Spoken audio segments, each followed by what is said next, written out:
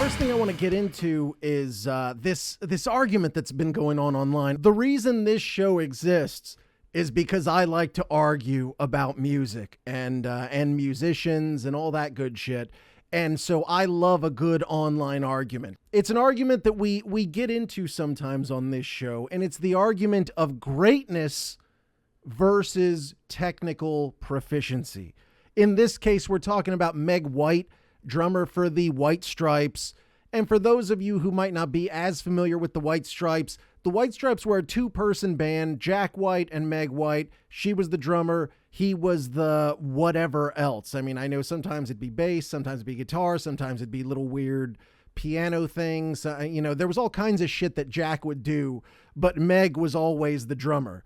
And anyways, this whole thing kicked off when there was a tweet posted by a political journalist named Lachlan Marquet, who described Meg White as a quote-unquote terrible musician. The tweet, which has been deleted, said, and I quote, "The tragedy of the White Stripes is how great they would have been with a half-decent drummer. Yeah, I've heard all the, but it's a carefully crafted sound, man, takes. I'm sorry, Meg White was terrible, and no band is better for having shitty percussion." You know, people that are really into technically proficient stuff, progressive metal people, progressive rock people, they can't wrap their mind around minimalism. You know what I'm saying? I've been hearing this shit as far back as I can remember. Like when I was a kid, it was Kurt Cobain.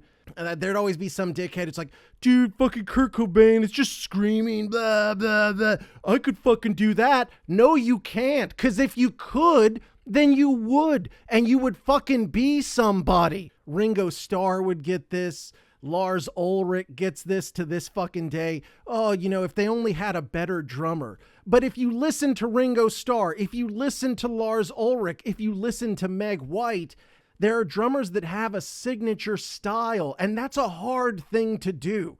When you look at the landscape of art, any dickhead can learn how to draw. Any dickhead can, learn how to play a fucking guitar. It's what you do with it. It's what you do with these tools. It's the feelings you express, the shit that you get across that's going to make you great. That's why a lot of this prog shit, it comes and it goes and nobody gives a fuck because there's no guts, there's no soul, there's no cock and balls. You know what I'm saying? The way Jack White composed and, his guitar always had like super high levels of distortion, very like garage sound. And if you listen to the White Stripes, it almost sounds completely fucking live. And the reason is because there are little weird timing fuck ups and shit like that. Modern music production, it's so slick. There's nothing to it. In the metal world, there's a lot of that out there right now. I'm not going to call out specific bands, but you see it where the production is so glossy. There is nothing human left. It sounds amazing. Oh, this guitar solo is sick, but it's forgotten immediately. And in the initial complaint, I forget the motherfucker's name already, Marquet says that, I've heard all the, but it's a carefully crafted sound, man. That's the fucking answer. What you're saying is, I know the answer, but I don't give a fuck because I'm such a fucking stupid idiot. If you listen to the way that Jack White plays, the way the production was on the White Stripes music, could you imagine if there was some fucking awesome drummer with one of these Neil Peart style sets doing all these rolls and crazy time shifts and shit? It would sound like shit. It wouldn't be the White Stripes. You would have completely changed the entire feel of the band.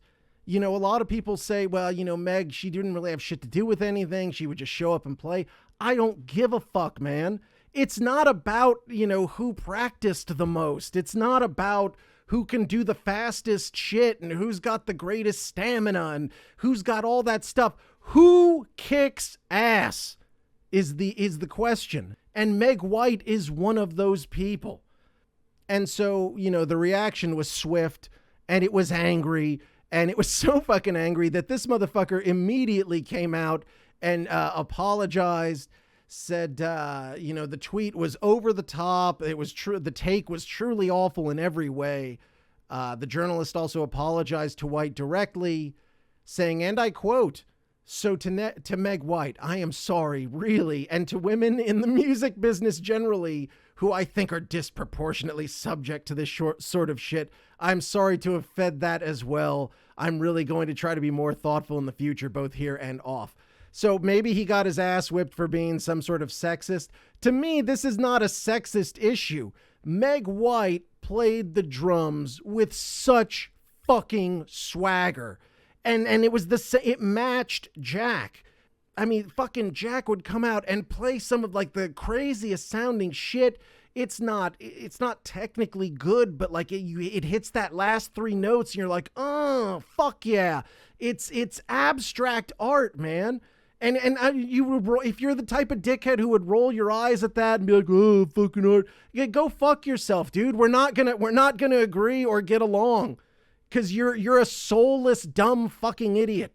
Everybody was arguing about it online. Finally, Jack White came out. He had some poem he wrote in honor of Meg. Questlove says, and I quote, I try to leave troll views alone, but this right here is out of line as fuck. Actually, what is wrong with music is people choking the life out of music like an Instagram filter, trying to reach a high of music perfection that doesn't even serve the song or music. And this is exactly what I'm fucking saying. A quote unquote better drummer, it doesn't serve the White Stripes music. Like, you think of that fucking beat for, Seven Nation Army. This whole thing came out really because it's the 20th anniversary of Seven Nation Army, which is the biggest hit rock song. I mean, I couldn't even tell you since when. The fact that it's now used at all the fucking sporting events and all that shit, a big part of it is that fucking simplistic beat where she's just riding that fucking bass.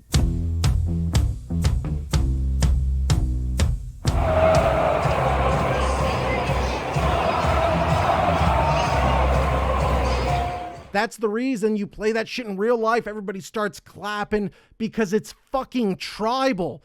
And anyone who doesn't get that, you don't get art, motherfucker. God damn it. A lot of people don't get art because they're too fucking stupid. So really, there's nothing I could tell you to do to appreciate this shit because you're too fucking dumb. Jack White's wife, Karen Elson, says not only is Meg White a fantastic drummer, Jack also said the White Stripes would be nothing without her. To the journalist who dissed her, keep my ex-husband's ex-wife's name out your mouth. Out your fucking mouth. Please and thank you. My girl Margot Price says Meg White inspired me to sit behind the drum throne and pick up the sticks. Her style and the White Stripes music was a breath of fresh air compared to most of the stuff going on at the time. Anyone who shit talks her wouldn't know rock and roll if it bit them in the ass. True. Ben Lee says if you're dissing Meg White, you fundamentally misunderstand what makes music good.